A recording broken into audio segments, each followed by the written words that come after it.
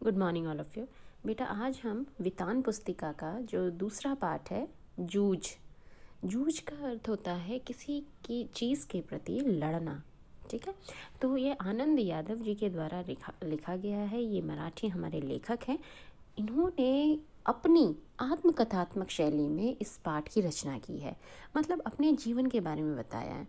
अपना इन्होंने कितने कष्टों से जीवन यापन किया, उस चीज़ को इन्होंने इस पाठ के माध्यम से हमारे समक्ष रखा है। तो चलिए पढ़ते हैं। पाठशाला जाने के लिए मन तड़पता था, लेकिन दादा के सामने खड़े होकर यह कहने की हिम्मत नहीं होती कि मैं पढ़ने जाऊंगा। डर लगता था कि हड्डी पसली एक कर देगा, इसलिए मैं इस ताक में रहता कि कोई दादा को समझा दे। मुझे इनका विश्वास था कि जन्म भर खेत में काम करते रहने पर भी हाथ कुछ नहीं लगेगा। जो बाबा के समय था वह दादा के समय नहीं रहा। यह खेती हमें गड्ढे में ढकेल रही है। पढ़ जाऊंगा तो नौकरी लग जाएगी, 4 पैसे हाथ में रहेंगे, बिठो व आड़ा की तरह कुछ धंधा कारोबार किया जा सकेगा। अंदर ही अंदर इस तरह के विचार चलते रहे। अब यहाँ पे जो लेखक हैं वो कहते हैं कि मेरा पाठशाला जाने का, स्कूल जाने का बहुत मन करता था, मन तड़पता था, लेकिन पिता के सामने, यहाँ पे दादा पिता के लिए कहा गया है कि पिता के सामने कहने की इतनी हिम्मत नहीं होती थी कि पिताजी मुझे स्कूल जाना है। मुझे डर लगता था कि कहीं वो मुझे मारे ना, वो कहीं मेरी पिटाई ना कर दे, इसलिए मैं ताक में रहता था कि कोई दादा को, मतलब कोई पिता को समझाए कि पढ़ाई लिखाई विद्यालय जाना एक बच्चे के लिए कितना आवश्यक है। फिर उसने ये भी सोचा था कि समय परिवर्तनशील है। जो दादा के समय, मतलब जो पिताजी के समय में था वो दादा के समय में नहीं था, तो समय कितना बदल रहा है और इस खेती से हमें कोई भी लाभ नहीं मिल रहा, कोई हमारा विकास नहीं हो रहा, यहाँ तक कि वो सिर्फ हमें गड्ढे में ढकेल रही है। अगर मैं पढ़ लिख जाऊंगा तो मेरी नौकरी लग जाएगी, कुछ पैसे मेरे हाथ में आएंगे और मैं कुछ धंधा या कारोबार कर सकूंगा। इस तरीके के विचारों से पूरित होकर ये मन ही मन में विद्यालय जाने के सपने सोचता है लेखक। फिर आगे कहता है, दिवाली बीत जाने पर महीना भर ईख पेरने का कोल्हू चलाना होता। कोल्हू ज़रा जल्दी शुरू किया तो दादा की समझ से ईख की अच्छी खासी कीमत मिल जाती। यह उसकी समझ कुछ हद तक सही थी। जब चारों ओर कोल्हू चलने लगते तो बाजार में गुड़ की बहुतायत हो जाती और भाव नीचे उतर आते।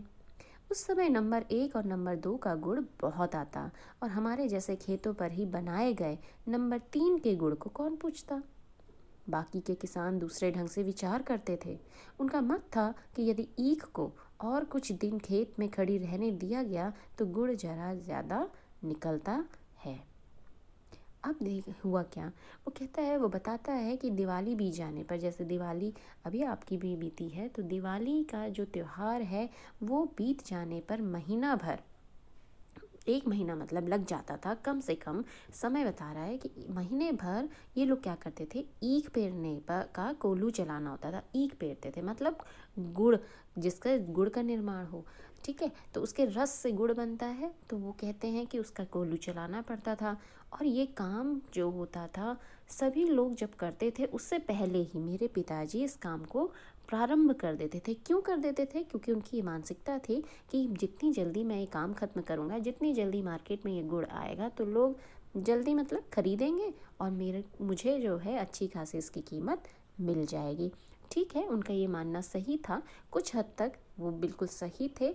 फिर बताता है कि जब चारों ओर गुड़ की मतलब बहुतायत हो जाती थी, सभी लोग गुड़ का उत्पादन करते थे, तो फिर भाव क्या होता है, नीचे उतर आते। या आपने इकोनॉमिक्स में पढ़ा भी होगा, जिस चीज़ का उत्पादन ज़्यादा होता है तो उसके भाव गिर जाते हैं, नीचे उतर आता है। तो वैसे ही कहता है कि जब मार्केट में, जब बाज़ार में गुड़ आ जाता, बहुत ज़्यादा आ जाता, तो इसके भाव कम हो जाते थे।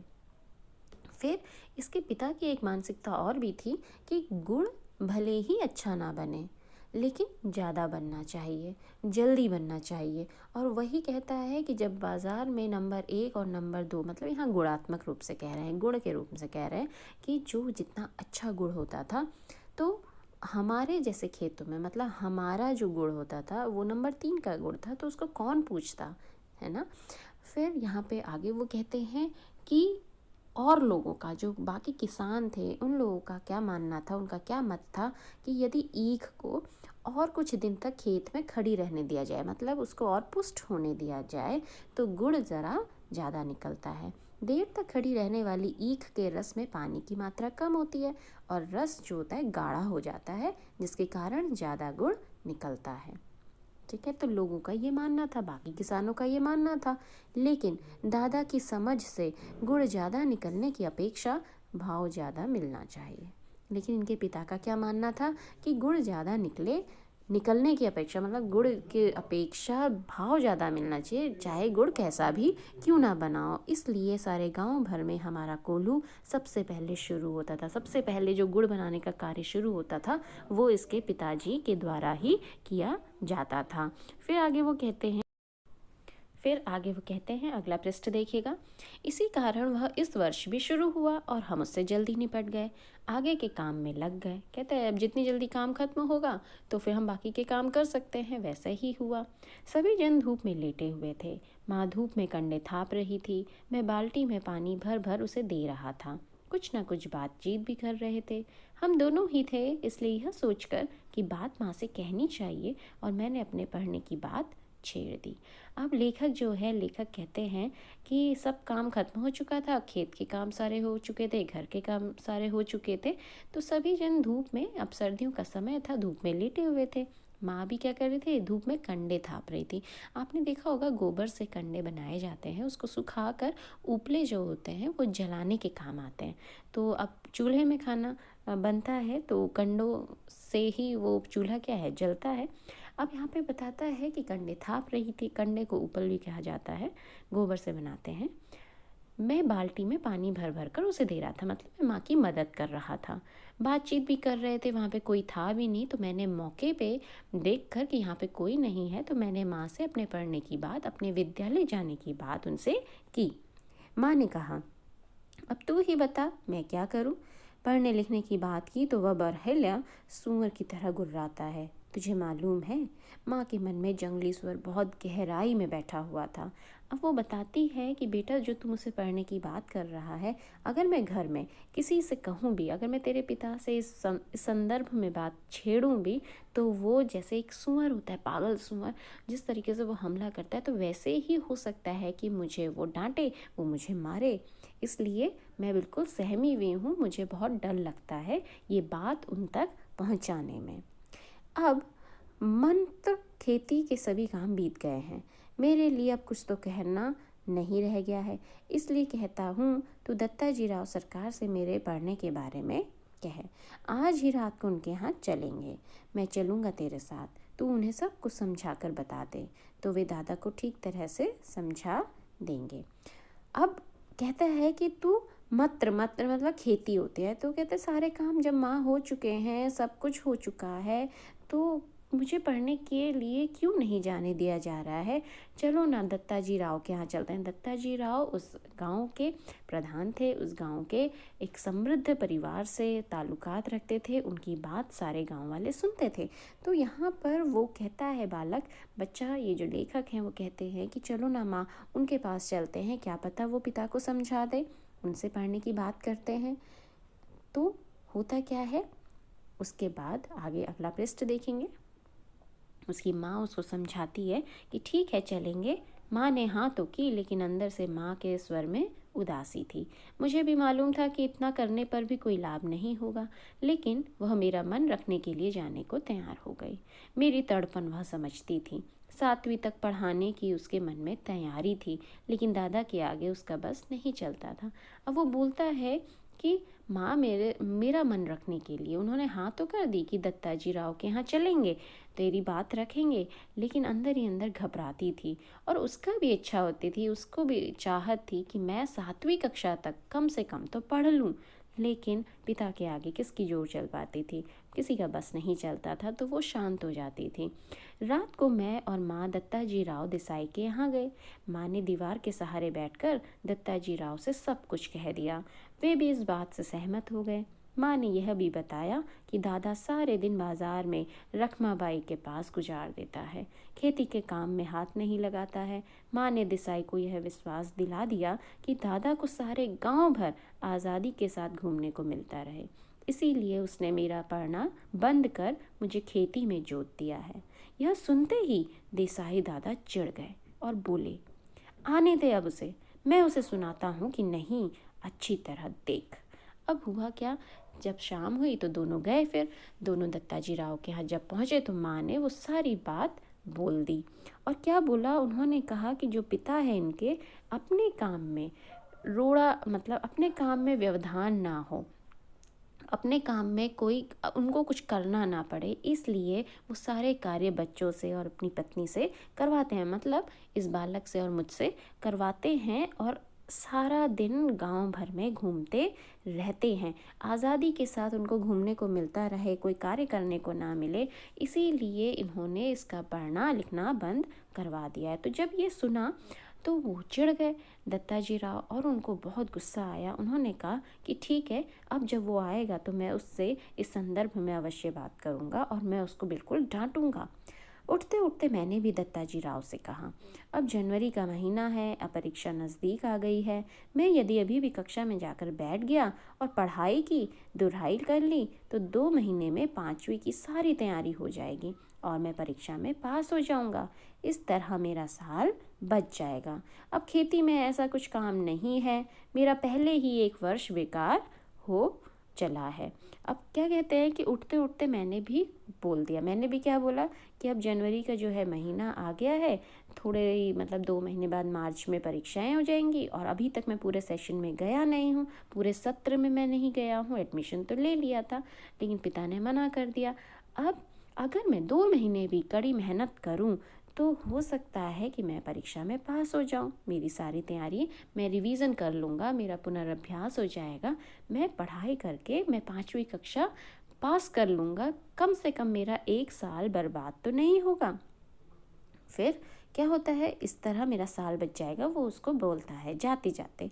अब खेती में ऐसा कुछ काम नहीं है, मेरा पहले ही 1 वर्ष बेकार में चला गया। उसने कहा अब मैं सारे काम भी कर चुका हूँ, खेत के भी सारे काम कर चुका हूँ, जो कार्य बड़े बड़े थे वो भी कर चुका हूँ। बड़े बड़े का मतलब जो खेत के जो संदर्भ में कहता है, जो घर के काम थे उसके कामकाज के संदर्भ में कहता है कि जो काम थे वो तो सारे हो चुके हैं, अब मुझे पढ़ने से मतलब मना कोई क्यों कर सकता है।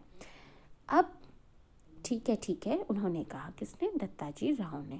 अब तुम दोनों अपने घर जाओ, जब वह आ जाए तो मेरे पास भेज देना और उसके पीछे से घड़ी भर बाद में तू भी आ जाना रे छोरा। अब उन्होंने क्या कहा, ठीक है अभी देर हो गई, अभी तुम लोग जाओ, लेकिन जैसे ही तुम्हारे पिता घर में आए तो तुम क्या करना, उसको मेरे पास भेज देना। और थोड़ी देर बाद मतलब उस लड़के को समझाते हैं, आनंद यादव जी को, लेखक को, वो कहते हैं कि बेटा तू थोड़ी देर में आ जाना, मतलब आधे घंटे के बाद तू भी घर में आ जाना, तो तेरे आमने सामने बात हो जाएगी। जी कहकर हम खड़े हो गए। उठते उठते हमने यह भी कहा कि हमने यहाँ आकर ये सभी बातें कही हैं, यह मत बता देना, नहीं तो हम दोनों की खैर नहीं है। माँ अकेली साग भाजी देने आई थी, यह बता देंगे तो अच्छा होगा। फिर दोनों खड़े हुए, उन्होंने कहा कि जी मैं आ जाऊँगा। फिर उठते उठते क्या हुआ, उन्होंने उसकी माँ ने कहा कि ऐसा है, आप मतलब कृपया करके मत बताना कि हम लोग आए थे और हम लोगों ने शिकायत की, अगर आपने ऐसा कह दिया तो वो हमें पीटेंगे। फिर ये कह सकते हो कि हम आपको साग सब्जी देने आए थे, तो अगर ऐसा कहेंगे तो अच्छा ही होगा, बेहतर होगा। तो उन्होंने क्या कहा दत्ताजी राव ने, उन्होंने कहा ठीक है, मुझे जो करना है मैं करूँगा, देख उसके सामने ही तुझसे कुछ पूछूंगा तो निडर होकर साफ साफ उत्तर देना, डरना मत। फिर उसको समझाया, उस बच्चे को समझाया। उन्होंने कहा कि जब तू आधे घंटे बाद आएगा ना तो मैं अनजान होकर तुझसे ऐसे ही सामान्य रूप से कुछ प्रश्न पूछूंगा और तू निडर होकर, बिल्कुल डरना नहीं, जो मैं तुझसे पूछूंगा उसका सही सही जवाब देना। अब तू जा। फिर अगला पृष्ठ। नहीं जी, मैं माँ के साथ लौट आया। 1 घंटा रात बीते दादा घर पर आया, मैं घर में ही था। आते ही माँ ने दादा से कहा, साग भाजी देने देसाई सरकार के यहाँ गई थी तो उन्होंने कहा कि बहुत दिनों से तेरा मालिक दिखाई नहीं दिया है, खेत से आ जाने पर ज़रा इधर भेज देना। कुछ काम वाम था? दादा ने अधीरता से पूछा। मुझे तो कुछ बताया नहीं उन्होंने। तो मैं हो आता हूँ, तब तक तू रोटियाँ सेक ले। गड़पा आए तो उसे खेतों पर भेज देना पहले ही। अब हुआ क्या, उस बच्चे ने कहा ठीक है, मैं नहीं मतलब मैं सारी चीज़ें सही सही बताऊंगा, मैं बिल्कुल भी डरूंगा नहीं। इतना कहने के बाद दोनों लौट गए। फिर 1 घंटा जैसे ही बीता होगा तो उसके पिता घर आए होंगे। तो माँ ने फिर बात शुरुआत की। माँ ने कहा ऐसा है, आज मैं सब्जी देने जब गई थी देसाई सरकार के यहाँ तो उन्होंने आपको याद किया है। उन्होंने कहा बहुत दिन हो गए आपसे मुलाकात नहीं हुई है, तो वो आपके बारे में पूछ रहे थे, आपको याद कर रहे थे। तो उन्होंने ये भी कहा था कि जब आप खेत से आ जाएंगे तो मेरे पास भेज देना। तो इसने क्या सोचा, मतलब इसके पिता ने, इसने कहा कि कुछ काम वाम था क्या, कुछ इम्पोर्टेंट वर्क था? तो उसने बड़े अधीरता से पूछा, मतलब उत्सुक होकर पूछा कि क्योंकि वहाँ से बुलावा आना मतलब बहुत बड़ी बात थी, क्योंकि वो एक सम्मानित व्यक्ति थे। तो इन्होंने कहा नहीं नहीं, मुझे तो उन्होंने कुछ नहीं बताया, बस आपको याद कर रहे थे। तो पिता ने कहा कि ठीक है, ऐसा है, मैं वहाँ हो आता हूँ, तो तब तक रोटियाँ सेक ले। गड़पा है तो उसे खेतों पर भेज देना पहले ही, मतलब कुछ काम है वहाँ पे उसको भेज देना। तो दादा फिर तुरंत उठ खड़ा हुआ। देसाई के बाड़े का बुलावा दादा के लिए सम्मान की बात थी। आधा घंटा बीतने पर माँ ने मुझसे कहा कि अब तू जा, कहना जीम ने बुलाया है। जीम ने मतलब खाना खाने के लिए बुलाया है। अब जैसे ही आधा घंटा हुआ होगा, माँ ने फिर वो चला गया, फिर उसके पिता चले गए, क्योंकि वहाँ से बुलावा मतलब सम्मान की बात थी। तो जब गए, आधा घंटा बीता होगा, तो माँ ने बेटे को भी भेज दिया कि जा, और अगर तुमसे कोई पूछेगा कि तू क्यों आया, तुम्हारे पिता पूछेंगे तो तुम कहना कि खाना खाने के लिए बुलाया है। उसने भी कहा अच्छा। मैं पहुंचा तो सरकार मेरी राह देख रहे थे, मतलब वहाँ पे जो देसाई जी थे वो उसकी राह देख रहे थे, बात खत्म हो चुकी होगी। क्यों आया रे छोरे? दादा को बुलाने आया हूँ, अभी खाना नहीं खाया है।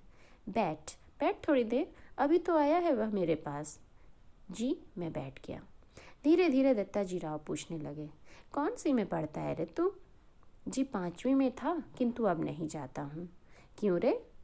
दादा ने मना कर दिया है, खेतों में पानी लगाने वाला कोई नहीं है। क्यों रत्नाप्पा? हाँ जी। फिर तू क्या करता है? सरकार ने दादा से जिरह करना शुरू किया तो सारा इतिहास बाहर निकल आया। सरकार ने दादा पर खूब गुस्सा किया। उन्होंने दादा की खूब हजामत की। अब हुआ क्या कि ठीक हो गया, आधे घंटे बाद जब वो गए तो आधे घंटे में वो उसकी ही राह देख रहे थे। उन्होंने ऐसे ही पूछा कि अरे तू कैसे आ गया इतने दिनों बाद? तो इसने कहा कि मैं पिता को खाना खाने के लिए बुलाने आया हूँ, जबकि ये पूरा पहले से प्लान था, है ना। तो लेकिन वहाँ पर वो क्या कर रहे हैं, नाटक कर रहे थे। तो उन्होंने कहा ठीक है, अब तू आ ही गया है तो बैठ थोड़ी देर, मैं तुझसे बैठ तो जा, मैं तुझसे कुछ बात करता हूँ।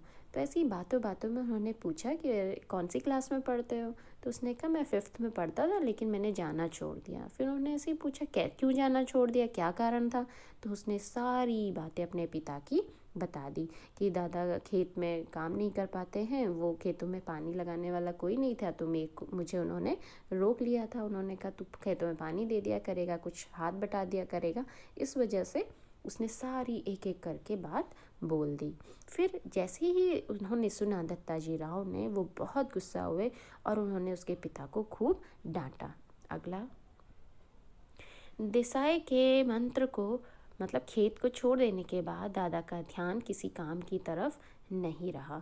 मन लगाकर वह खेत में श्रम नहीं करता है, फसल में लागत नहीं लगाता है, लुगाई और बच्चों को काम में जोत कर किस तरह खुद गांव भर में खुले सांड की तरह घूमता है, और अब अपनी मस्ती के लिए किस तरह छोरा के जीवन की बलि चढ़ा रहा है, यह सब उन्होंने सुनाया।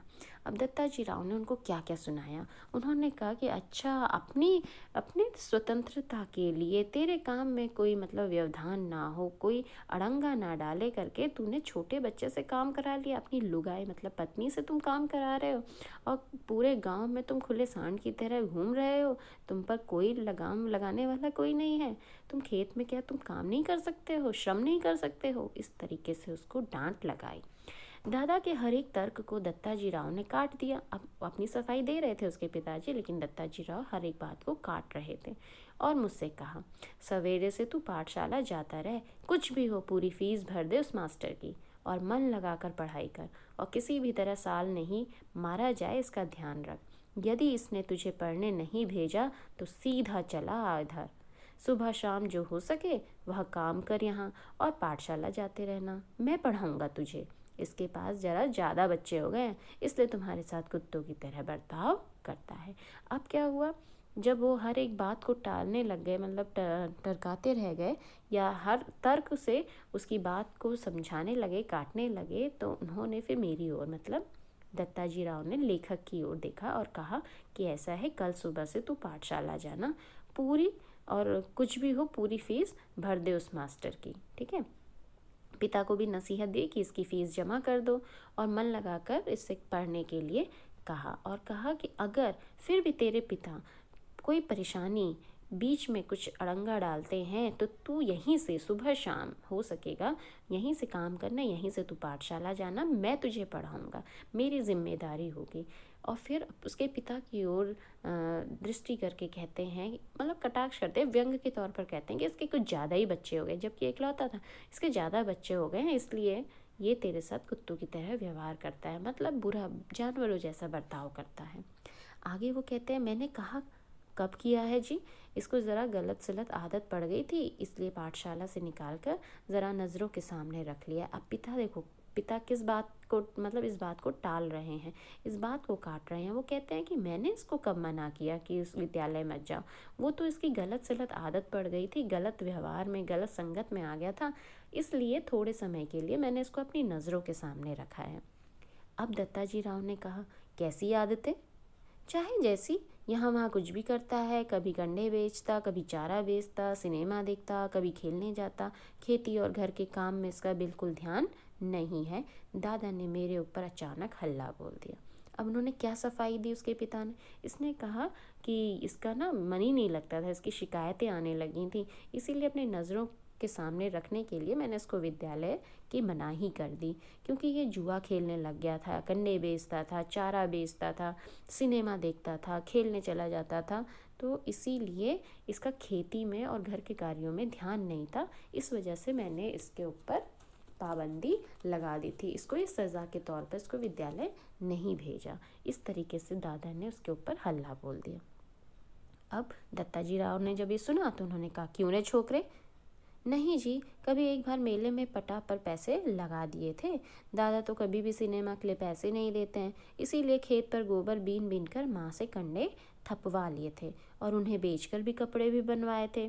उसी समय एक बार सिनेमा भी गया था, मैंने भी झूठ सच मिलाकर ठोक दिया। अब यहाँ पे समझ में आया, देखिए अब यहाँ पे भी ये मजाक कर रहे हैं आनंद यादव जी। वो कहते हैं कि हुआ ये था कि मैंने कभी ऐसा गलत, अब अपनी सफाई देंगे ना, तो बच्चा क्या सफाई दे रहा है, कह रहा है मैंने ऐसा नहीं किया, मतलब अपनी तारीफ भी कर रहा है और वो चीज़ भी बोल रहा है जो उनके पिता ने कही थी। वो कहता है कि कभी इन्होंने पैसा दिया ही नहीं, मैं ही, मतलब इतनी मेहनत करके जो माँ के साथ मैंने कंडे बनवाए, उसी को बेचा मैंने, उसी से जो पैसे मिले उससे अपने लिए कपड़े बनवाए, और एक बार सिनेमा भी एक ही बार गया था, और मतलब मैंने कभी कुछ ऐसा गलत कार्य किया भी नहीं, मैं किसी गलत संगत में भी नहीं हूँ। ये पिता मतलब गलत फहमी में रह रहे हैं। इस तरीके से इसने क्या हुआ, सच में थोड़ा सा झूठ मिलाकर बोल दिया अपने ऊपर सिंपैथी रखने के लिए।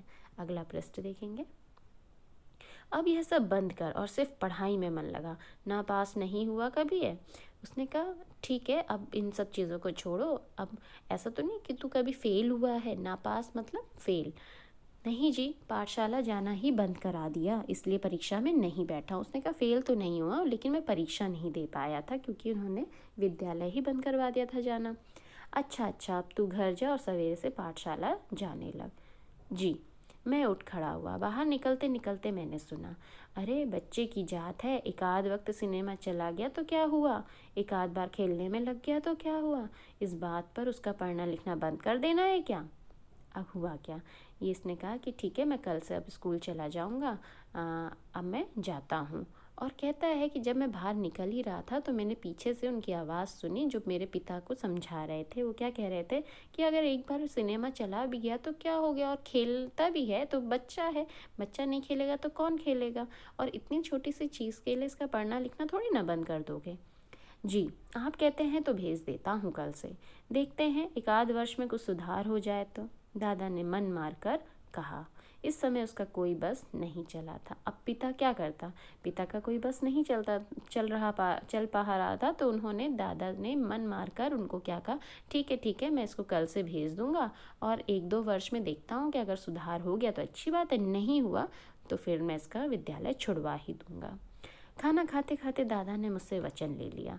पाठशाला 11 बजे होती है, दिन निकलते ही खेत पर हाजिर होना चाहिए, 11 बजे तक पानी लगाना चाहिए, खेत पर से सीधे पाठशाला पहुंचना, सवेरे आते समय ही पढ़ने का बस्ता घर से ले आना, छुट्टी होते ही घर में बस्ता रखकर सीधे खेत पर आकर घंटा भर ढोर चलाना, और कभी खेतों में ज़्यादा काम हुआ तो पाठशाला में गैर हाजिरी लगाना। समझे? मंजूर है क्या?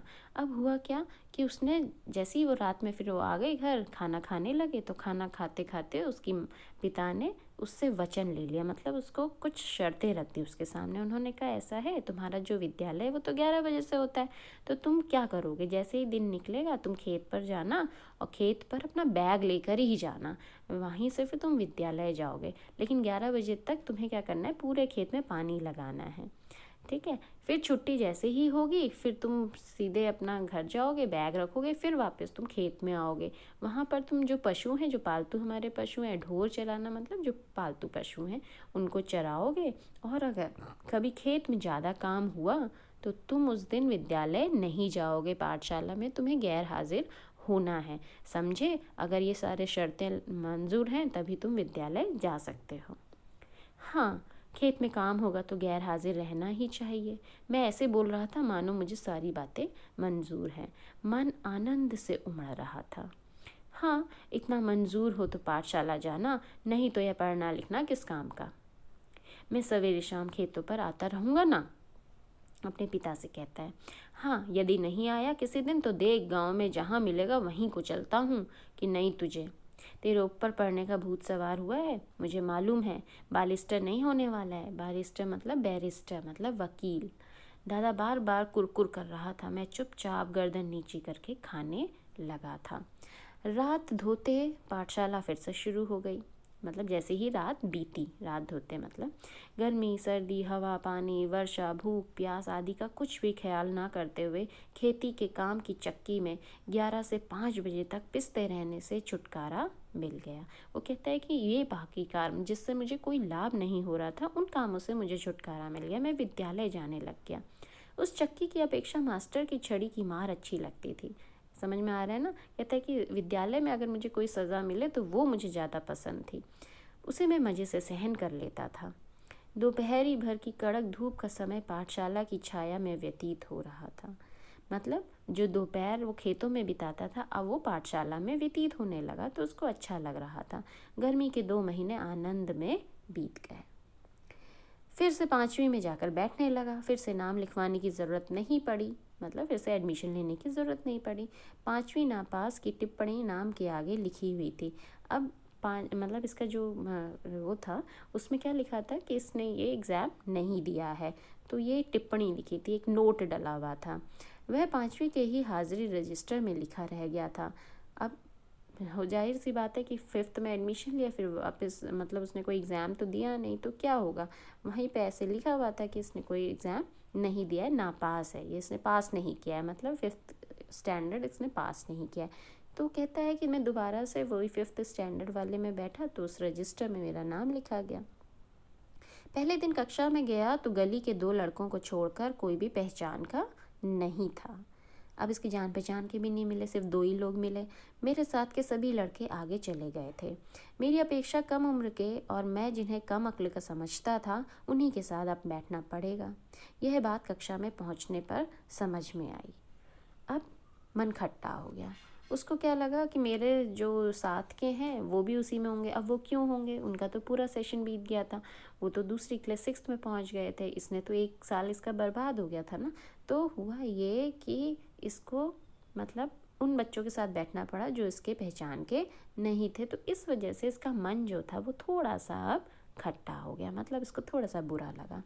बाहरी अपरिचित जैसा एक बेंच के एक सिरे पर कोने में जा बैठा। अब कहता है एक कोने में मैं जा बैठा। मास्टर कौन है इसका पता नहीं था। पुरानी किताबों और पुरानी कॉपियों का उस कक्षा से कोई संबंध नहीं था। फिर भी लट्ठे के बने थैले में उन्हें ले आया था। बस अड्डे पर कोई लड़का अपनी पोटली संभाले किसी इंतज़ार में जैसे बैठा होता है, उसी तरह मैं अपनी पढ़ाई की पुरानी धरोहर संभाले बैठा था।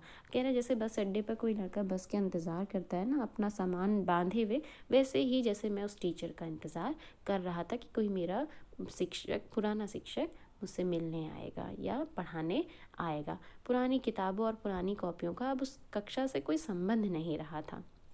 क्या नाम है मेहमान? नया दिखाई देता है या गलती से इस कक्षा में आ बैठे हो? कक्षा के सबसे ज़्यादा शरारती चौहान के लड़के ने सामने आकर खिल्ली उड़ाने के स्वर में पूछा। अब क्या हुआ, जो सबसे शैतान लड़का था चौहान, तो उसने क्या किया, इससे मजाक किया। इसने कहा कि गलती से आ गए हो क्या इस क्लास में? नए हो क्या मेहमान? बताओ तो। मेरे ध्यान में आया कि मेरी पोशाक भी, मतलब इसकी जो यूनिफॉर्म है वो भी अजनबी जैसी है। बालगुड़ी के लाल माटी के रंग में मटमैली हुई धोती और गमछा पहनकर मैं अकेला ही था। कहता सबसे अलग यूनिफॉर्म में मैं वहाँ पहुँचा था। देखें देखें तुम्हारा गमछा, कहते हुए उसने मेरा गमछा खींच लिया। अब गमछा क्या होता है? एक पतला सा, आपने देखा होगा, आपने काम करते हुए मज़दूरों को भी देखा होगा, अपने गले में बांधे रहते हैं, पतला सा तौलिया समझ लीजिए, कपड़ा होता है पतला सा। गया अब मेरा गमछा, इसने बोला। पूरी कक्षा में इसकी खींचातानी होगी और फट जाएगा। मन में मैं यह सोच कर रुआंसा हो गया। उसने सोचा कि अब मेरा मजाक उड़ाया जा रहा है इस गमछे को लेकर, तो ये खींचातानी करेंगे और फट जाएगा। लेकिन वैसा कुछ हुआ नहीं। उस लड़के ने उसे अपने सिर पर लपेट लिया और मास्टर की नकल करते हुए उसे उतार कर टेबल पर रखकर अपने सिर पर हाथ फेरते हुए हुश की आवाज़ की। इतने में मास्टर आ गए और वह गुंडा झट से अपनी जगह पर जा बैठा। मेरा गमछा टेबल पर ही रहा। पहले दिन ही इस घटना ने मेरे दिल की धड़कन बढ़ा दी और छाती में धक धक होने लगी। ठीक है ना, ये पूरा आपको समझ में आ गया। रणवरे मास्टर कक्षा में आए। टेबल पर मटमैला गमछा देखकर उन्होंने पूछा, किसका है रे? मेरा है मास्टर। तू कौन है? मैं जकाते, पिछले साल फेल होकर इसी कक्षा में बैठा हूँ। गमछा ले जा पहले। उसने छड़ी से मेरा गमछा उठाकर नीचे डाल दिया। मैं उसे उठाने गया तो कहा, यहाँ क्यों रखा है मूर्खों की तरह? मैंने नहीं रखा मास्टर, उस लड़के ने मेरे सिर से छीन लिया और यहाँ रख दिया है। यह चौहान का बच्चा बिना बात के उठक पटक करता है, कहते हुए मास्टर उस लड़के की ओर चले गए। मास्टर ने मेरे बारे में और भी पूछताछ की और वामन पंडित की कविता पढ़ाने लगे। इनके पाठ में था, इनके चैप्टर में था एक वामन पंडित की कविता और उन्होंने अपना पाठ शुरू कर दिया। बीच की छुट्टी में मेरी धोती की कांच उस लड़के ने 2 बार खींचने की कोशिश की। अब क्या हुआ, बीच की छुट्टी मतलब इंटरवल में।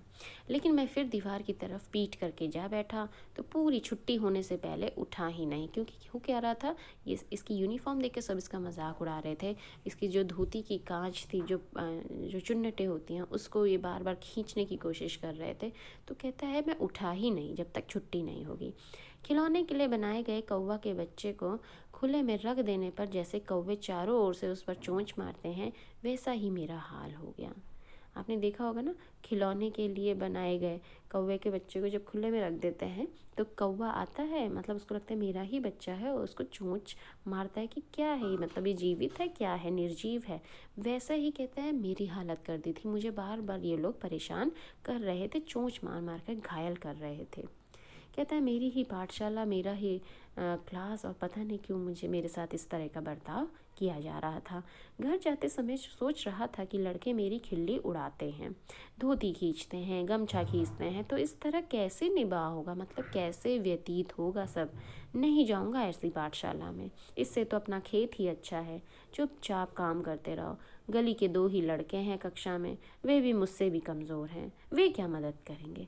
अब सोचता है, कहता है कि मैं नहीं जाऊंगा। अब जिसका मतलब सोचिए, जिस बच्चे का इतना अधिक मन था वही अब कह रहा है कि मैं नहीं जाऊंगा ऐसे विद्यालय में।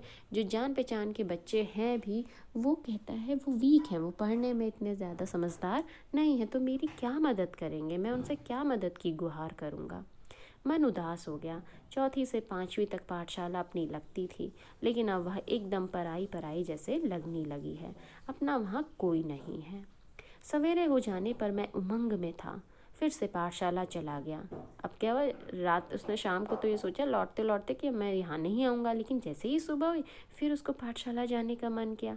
माँ के पीछे मुड़कर एक नई टोपी और 2 नाड़ी वाली चड्डी, मैल खाओ रंग की, मैल खाओ मतलब जिसमें मटमैला जिसे हम कहेंगे, जिसमें ज़्यादा गंदगी पता नहीं चलती है, 8 दिन में मंगवा ली। चड्डी पहनकर पाठशाला में और धोती पहनकर खेत पर जाना शुरू हुआ। धीरे धीरे लड़कों से परिचय बढ़ गया। कहते धीरे धीरे सभी से दोस्ती होने लग गई। मंत्री नामक मास्टर कक्षा अध्यापक के रूप में बीच में आए। उनका नाम क्या था? मंत्री। और ये इनके क्या थे? Class teacher. वे प्रायः छड़ी का उपयोग नहीं करते थे। हाथ से गर्दन पकड़कर पीठ पर घूंसा लगाते थे। देखो उनका मारने का तरीका बताया जा रहा है। पीठ पर एक जोर का बैठते ही लड़का हूक भरने लगता, मतलब सांसें उसकी उखड़ जाती। लड़कों के मन में उनकी दहशत बैठी हुई थी। जाहिर सी बात है कि इस तरीके से जो मारेगा तो बच्चे डरेंगे। इसके कारण उधम करने वाले लड़कों को प्रायः मौका नहीं मिलता था। तो बच्चे इनकी क्लास में क्या होते थे? शांत बैठते थे। पढ़ने वाले लड़कों को शाबाशी मिलने लगी। मंत्री मास्टर गणित पढ़ाते थे। एक आध सवाल गलत हो जाता तो वे उसे अपने पास बुलाकर समझा देते। एक आध लड़के की कोई मूर्खता दिखाई दी तो वे उसे वहीं पर ठोक देते। इसीलिए सभी का पसीना छूटने लगता। सभी लड़के घर से पढ़ाई करके आने लगे। अब उस टीचर से सब बच्चे इतना डरते थे कि काम पूरा करते थे, और जब किसी बच्चे को नहीं आता था तो वो समझाते भी थे, लेकिन अगर किसी ने शैतानी की तो वो उसको मारते भी थे।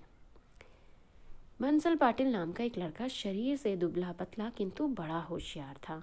उसके सवाल हमेशा सही निकलते थे। स्वभाव से शांत, हमेशा पढ़ने में लगा रहता। घर से पूरी तैयारी करके आता होगा। दूसरों के सवालों की जांच करता था। मास्टर ने उसे कक्षा मॉनिटर बना दिया था। हमेशा पहली बेंच पर बैठता, बिल्कुल मास्टर के पास।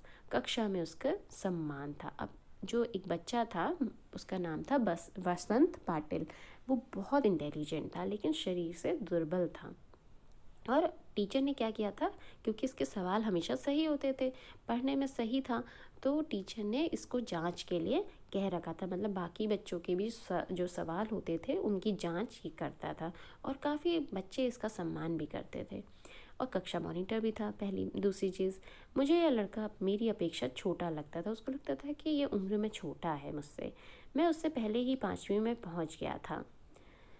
गलती से पिछड़ गया हूँ मैं, इसलिए मास्टर को कक्षा की मॉनिटरी मेरे हाथ में सौंपनी चाहिए। मुझे ऐसा लगने लगा। उसने कहा कि मेरी उम्र तो ज़्यादा है, मुझे तो बड़ी क्लास में होना चाहिए। वो तो मैं कक्षा में नहीं आ पाया, वो मेरी मजबूरी थी, इसीलिए मैं बड़े होने के नाते मुझे मॉनिटर बनाना चाहिए, ऐसा इसका मानना था। दूसरी ओर ये भी लगता था कि मुझे 2 महीने में 5वीं की पूरी तैयारी करके अच्छी तरह पास होना है। कक्षा में दंगा करना और पढ़ाई की उपेक्षा करना मेरे लिए मुनासिब नहीं। हम तो एक कक्षा में ऊपरी हैं, यह नहीं भूलना चाहिए। वो कहता था। दूसरी तरफ पहले तो ये लगता था कि मुझे मॉनिटर बनाना चाहिए, दूसरी तरफ लगता था कि मैं इन चीज़ों में क्यों फंसूँ, क्योंकि मेरे पास तो अभी सिर्फ 2 महीने हैं, और 2 महीने में मुझे पूरे सेशन का पढ़ना है, पूरे सत्र का पढ़ना है और अच्छी तरह पास होना है।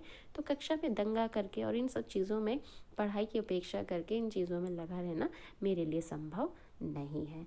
वह इन सब बातों के कारण मेरा सारा ध्यान पढ़ाई की ओर ही रहा, और वसंत पाटिल की तरह ही पढ़ाई का काम करने लगा। मैंने अपनी किताबों पर अखबारी कागज़ के कवर चढ़ा दिए। बेटा पहले के समय में ये ब्राउन पेपर तो होते नहीं थे, तो किताबें फट ना जाएं तो पेपर को हम कवर के तौर पे लगाते थे। तो वैसे ही इसने भी क्या किया, इसने भी अखबारी कागज़ के कवर चढ़ा दिए। अपना बस्ता व्यवस्थित रखने लगा। हमेशा कुछ ना कुछ पढ़ने बैठता था। उसने यदि कक्षा में कोई शाबाशी का काम किया है तो मैं भी दूसरे दिन वैसा ही कुछ करने लगा। यहाँ पे देखो हेल्दी कंपटीशन है, प्रतियोगिता की भावना है, लेकिन अच्छी है। मन की एकाग्रता के कारण गणित झटपट समझ में आने लगा और सवाल सही होने लगे। कहता है कि गणित में मन क्या होता था, उसके सूत्र होते हैं, और गणित के सूत्र कैसे होते हैं, अगर लर्न हो जाए तो सारे सवाल सही निकलने लगते हैं, और एक सवाल भी आपका सही हो जाता है ना तो आपको मोटिवेशन मिलता है, आप इंस्पायर होते हैं और आप उसको और अधिक करने लगते हैं। जितना ज़्यादा अधिक हल करते हैं उतना ज़्यादा अच्छे से आने लगता है। तो वैसा ही इसके साथ भी होने लगा। कभी कभी वसंत पाटिल के साथ साथ एक तरफ से वह तो दूसरी तरफ से मैं लड़कों के सवाल जांचने लगा। अब क्लास में क्या हुआ कि आधे बच्चों का वो जांच करता था, आधे बच्चों का ये जांच करता था। इसके कारण मेरी और वसंत की जो दोस्ती जम गई। एक दूसरे की सहायता से कक्षा में हम अनेक काम करने लगे। मास्टर मुझे आनंदा कहकर बुलाने लगे। मुझे पहली बार किसी ने आनंदा कहकर पुकारा। माँ कभी आनंदा कहती, परंतु बहुत कम।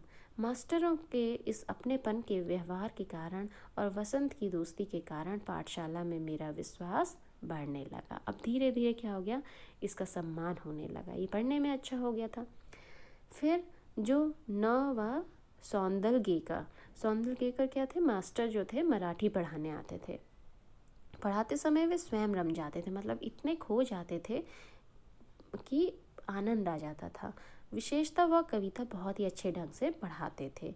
सुरीला गला था, छंद की बढ़िया चाल और उसके साथ ही रसिकता थी उनके पास। मतलब इतने अच्छे से वो समझाते थे कि बच्चों का मन रम जाता था। वो गा के सुनाते थे कविताओं को। पुरानी नई मराठी कविताओं के साथ साथ उन्हें अनेक अंग्रेज़ी कविताएं कंठस्थ थी, मतलब लर्न थी। अनेक छंदों की लय, गति, ताल उन्हें अच्छी तरह आते थे। पहले वे एकाध कविता गाकर सुनाते थे, फिर बैठे बैठे अभिनय के साथ कविता का भाव ग्रहण कराते। कहते हैं कि पहले वो स्वयं गाते थे, फिर उसके बाद उस कविता का अभिनय करते थे, नाटक करते थे, फिर उसका भाव समझाते थे। उसी भाव की किसी अन्य कवि की कविता भी सुनाकर दिखाते, और उसी भाव से मिलती जुलती अगर कोई दूसरी कविता होती थी तो उसको भी वो सुनाकर बच्चों को सुनाते थे, गाकर सुनाते थे। बीच में कवि यशवंत, फिर बोरकर, फिर तांबे, गिरीश, केशव कुमार आदि के साथ उन्होंने अपनी मुलाकात के संस्मरण सुनाते। ये सारे मराठी लेखक हैं। वे स्वयं भी कविता करते थे। याद आ गई तो वे भी एक आध सुना देते। इसके बाद कहते हैं कि यह सब सुनते हुए, अनुभव करते हुए मुझे अपना भान ही नहीं रहता था। मैं अपनी आंखों और कानों में प्राणों की सारी शक्ति लगाकर दम रोककर मास्टर के हाव भाव, ध्वनि, गति, चाल और रस पीता रहता। कहने का अर्थ है कि ये जो शिक्षक थे इसके मन में इतने रच बस गए थे कि उनकी ध्वनि, उनकी जो सुर लय ताल से जिस से गाते थे तो इसको बहुत ही मधुर प्रतीत होता था और वैसे ही नकल करने का ये प्रयास करता था। सुबह शाम खेत पर पानी लगाते हुए या ढोर चराते हुए, मतलब अपने पशु चराते हुए अकेले में खुले गले से वे सारी कविताएं मास्टर के ही हाव भाव, यति गति मतलब जो रुकना और ठहरना होता है, यति गति, और आरोह अवरोह मतलब ऊपर उठाना और नीचे ले जाना के अनुसार ही ये गाता था। मतलब बिल्कुल कॉपी करता था अपने टीचर की। उन कविताओं के अर्थों से खेलता हुआ मैं आगे पीछे आता जाता था। मास्टर जिस प्रकार बैठे बैठे ही अभिनय करते थे, मैं पानी लगाते लगाते वैसा अभिनय करता था। क्यारियाँ पानी से कब की भर गई हैं इसका भान भी नहीं रहता था। कहता है कि मैं उस गाते गाते कविताओं को, जिस काम में मैं मग्न हो जाता था तो भूल जाता था कि ये काम भी मैं कर रहा हूँ। फिर कहता है मास्टर की चाल पर दूसरी कविताएं भी पढ़ी जा सकती हैं, इसका पता भी मुझे उसी समय चला। तो वो कहता है कि जिस प्रकार मास्टर कविताएं गाते थे तो उसी तरीके से हम दूसरी कविताओं का भी पाठ कर सकते हैं, ऐसा मुझे बाद में पता चला। इन कविताओं के साथ खेलते हुए मुझे 2 बड़ी शक्तियाँ प्राप्त हुई। क्या? कहता है पहले ढोर चराते हुए, पानी लगाते हुए, दूसरे काम करते हुए अकेलापन बहुत खटकता था। किसी के साथ बोलते हुए, गपशप करते हुए, हंसी मजाक करते हुए काम करना अच्छा लगता था। हमेशा कोई ना कोई साथ में होना चाहिए ऐसा लगता था। लेकिन अब अकेलेपन से कोई ऊब नहीं होती। मैं अपने आप से ही खेलने लगा। उल्टा अब तो ऐसा लगने लगा कि जितना अकेला रहूं उतना अच्छा। इस कारण कविता ऊंची आवाज़ में गाई जा सकेगी, किसी भी तरह का अभिनय किया जा सकेगा। कविता गाते गाते थुई थुई करके नाचा जा सकता था। मैं सचमुच ही नाचने लगता था। मैंने अनेक कविताओं को अपनी खुद की चाल में गाना शुरू किया। अनंत काडेकर की कविता, जिसकी पहली पंक्ति इस प्रकार है, चांद रात पसरते पांढरी गाया धरणीवरी, को मैंने मास्टर की चाल से अलग अपनी चाल में बिठाकर गाई। यह चाल एक सिनेमा के गाने के आधार पर थी। वह गाना केशव करणी जाति नामक छंद में था। अब हुआ क्या, कहता है कि पहले मुझे अकेलापन बहुत खलता था, मुझे लगता था कि कोई मेरे साथ होता, मैं उनसे बातें करता, लेकिन धीरे धीरे अब मुझे लगने लगा कि ये अकेलापन ही मेरी शक्ति है। क्यों? क्योंकि इस अकेलेपन में मैं अभिनय भी कर सकता हूँ, ऊंची आवाज़ में गा सकता हूँ, नाच सकता हूँ। और कहता है कि अब मैंने क्या किया था, उन अलग जैसे जो उन्होंने सिखाया था उन कविताओं को मैंने अपने तरीके से गाना शुरू किया। और कैसे गाना शुरू किया? कहता है कि मैंने किसी सिनेमा के गाने में, कोई अगर मान लीजिए कोई म्यूज़िक है, उस म्यूज़िक को आप दूसरे गाने में फिट करके देखें तो कैसा प्रतीत होगा, वैसा ही मैंने किया। और कह रहा है केशव करनी जाति नामक छंद में था वह गाना, उसी में मैंने इस कविता को, चांद रात पसरत है, इसको गाया। और उस कविता को मैं मास्टर की अपेक्षा ज़्यादा अभिनय के साथ गाता था, मतलब और ज़्यादा अच्छे से गाने की प्रयास करता था। चेहरे पर कविता के भाव पैदा करने का प्रयत्न करता था, मतलब चेहरे पर वो भाव भी आए। मास्टर को मेरा प्रयत्न इतना अच्छा लगा कि उन्होंने 6ठी-7वीं कक्षा के सभी लड़कों के सामने मुझे बुलाकर गवाया। पाठशाला के एक समारोह में भी उसे गवाया। इसके कारण मुझे लगा कि मेरे कुछ नए पंख निकल आए। कहते हैं मुझे बहुत मोटिवेशन मिला, मुझे बहुत अच्छा लगा, मतलब मैं अब आगे बढ़ने का प्रयास करने लगा। मास्टर स्वयं कविता करते थे। अनेक मराठी कवियों के काव्य संग्रह उनके घर में थे। वे उन कवियों के चरित्र और उनके संस्मरण बताया करते थे। इसके कारण ये कवि लोग मुझे आदमी ही अच्छे लगने लगे थे। खुद सौंदरगेकर मास्टर कवि थे, इसलिए यह विश्वास हुआ कि कवि भी अपने जैसा ही एक हाड़ मांस का, क्रोध लोभ का मनुष्य ही होता है। मुझे भी लगा कि मैं भी कविता कर सकता हूँ। अब वो कहता है कि इस तरीके से उन्होंने मुझे कई जगह पर उस गाने को गवाया, तो मतलब मुझे प्रेरणा मिली और मैं अच्छा गाने का प्रयास करने लगा। अब मास्टर क्या है, स्वयं कविता करते थे, उनके घर में बहुत सारे कविताओं का संग्रह भी था और उन्होंने बताया भी था कि उनके पास कई कवियों के चरित्र और उनके संस्मरण भी हैं। तो पहले कहता है कि पहले मुझे ऐसा लगता था कि जो कवि होते हैं वो कुछ अलग प्रकार के आदमी होते हैं। अब धीरे धीरे मुझे ये विश्वास हुआ कि मैं भी तो कवि हूँ, कवि जैसा ही गा सकता हूँ, जैसे वो गाते हैं वो भी तो मेरी ही तरह हाड़ मास के होते हैं। तो उसने क्या किया, उसने कहा कि इस तरीके से मैं भी कविता रच सकता हूँ क्योंकि मुझे तारीफ मिल रही है। मास्टर के दरवाजे पर छाई हुई मालती की बेल पर मास्टर ने एक कविता लिखी थी। अब मास्टर जी क्योंकि कवि भी थे, लेखक भी थे, तो उन्होंने क्या किया था, उनके दरवाजे पर एक मालती की, एक पुष्प होता है, उसकी बेल पर उन्होंने कविता लिखी थी। वह कविता और वह लता मैंने दोनों ही देखी थी। इसके कारण मुझे लगता था कि अपने आसपास, अपने गांव में, अपने खेतों में कितने ही ऐसे दृश्य हैं जिन पर मैं कविता बना सकता हूँ। जब उन्होंने उस पर लिखी थी कविता तो इसको लगा कि जब ये मालती के पुष्प पर लिख सकते हैं, मालती की बेल पर लिख सकते हैं, तो मैं भी तो और चीज़ों पर लिख सकता हूँ, बाकी भी तो प्राकृतिक दृश्य हैं जो सुंदर हैं। फिर इस तरीके से ये कुछ न किसी विषय को लेकर कविताएं रचने लगा। यह सब कुछ अनजाने में ही होता रहता था। भैंस चराते चराते मैं फसलों पर, जंगली फूलों पर तुकबंदी करने लगा। उन्हें जोर से गुनगुनाता भी था और मास्टर को दिखाने भी लगा। कविता लिखने के लिए खीसा में कागज़ और पेंसिल रखने लगा। कभी वह न होते तो लकड़ी के छोटे टुकड़े से भैंस की पीठ पर रेखा खींचकर लिखता था या पत्थर की शिला पर कंकड़ से लिख देता। अब वो कह रहा है कि पहले मैं कागज़ या पेंसिल रखता था, कभी किसी कोने में, अगर मान लो वो नहीं है तो भैंस की पीठ पर रूखी होती है ना, तो उसी पर वो लिखने का कोशिश करता था, लकड़ी के टुकड़े से या पत्थर की शिला पर कभी कंकड़ से ही लिख दिया। और जब कंठस्थ हो जाती थी तो वो उसको पोंछ देता था, हटा देता था। और किसी रविवार के दिन एक आध कविता बन जाती तो सोमवार के दिन मास्टर को दिखाता था, और संडे के दिन अगर इसको टाइम मिलता था, ये कविता लिखता था, तो मंडे के दिन ये अपने टीचर को शो भी करता था, दिखाता भी था। बहुत बार तो सवेरा होने तक का धीरज छूट जाता और मैं रात को ही मास्टर के घर जाकर कविता दिखाता। वे उसे देखते और शाबाशी देते, और फिर कभी कभी तो कविता के शास्त्र पर एक पूरी महफिल हो जाती। बोलते बोलते मास्टर बताते कवि की भाषा कैसी होनी चाहिए, संस्कृत भाषा का उपयोग कविता के लिए किस तरह होता है, छंद की जाति कैसे पहचानें, उसका लय क्रम कैसे देखें, अलंकारों में सूक्ष्म बातें कैसी होती हैं, अलंकारों का भी एक शास्त्र होता है। कवि को शुद्ध लेखन करना क्यों ज़रूरी होता है, शुद्ध लेखन के नियम क्या हैं, आदि अनेक अनेक विषयों पर वे सहज बातें बताते रहते। वो बताता है कि कई बार ऐसा होता था कि संडे का दिन मुझे भारी पड़ता था, मुझे ऐसा लगता था कि आज संडे क्यों हुआ, और मैं रात में ही टीचर को वो कविता दिखाने चला जाता था। फिर जब मैं टीचर के पास जाता था तो वो मुझे शाबाशी देते थे, मुझे अच्छा लगता था। वो मुझे बहुत छोटी छोटी चीज़ें, छोटी छोटी पहचान करना, हर चीज़, मतलब अलंकारों का प्रयोग, शुद्ध लेखन, जो छंद हैं, ये सारी चीज़ें, जिस तरीके से मैं कविताओं को और भी सुंदर बना सकता हूँ, उसका शिल्प सौंदर्य किस तरह से मैं समृद्ध कर सकता हूँ, ये सारी चीज़ें वो मुझे बताते थे।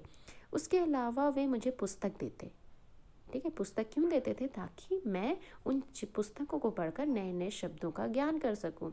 अलग अलग प्रकार के कविता संग्रह देते, उनके पास जो कलेक्शन था, जितनी भी कविताओं का कलेक्शन था, संग्रह था, वो मुझे पढ़ने के लिए देते थे। उन्होंने कई नई तरह की कविताएं सुनाई तो लगा मैं इस ढर्रे पर कविता बना। जब उन्होंने नई तरीके की कविता सुनाई तो इसको लगा कि मैं भी तो इस तरीके से रच सकता हूँ, मैं भी बना सकता हूँ। फिर तो सारे दिन इस दिशा में मेरी कोशिश चलती, फिर सारा दिन मैं उसी को लेकर चलता और कोई ना कोई नई कविता रच देता। इन बातों से मैं सौंदरगेकर मास्टर के बहुत नज़दीक पहुंच गया, मतलब उनके बहुत करीब हो गया, और जाने अनजाने मेरे मराठी भाषा सुधरने लगी। उसे लिखते समय मैं बहुत सचेत रहने लगा, अलंकार, छंद, लय आदि को सूक्ष्मता से देखने लगा, मतलब बहुत बारीकी से देखने लगा। मुझे भी लगा कि एक कविता में किन किन चीज़ों की उपेक्षा होती है, किन चीज़ों से वो कविता सुंदर हो सकती है, जिसमें सौंदर्य बढ़ सकता है। अलंकार क्या करता है, सौंदर्य में बढ़ावा करता है, कविता को सुंदर बनाता है।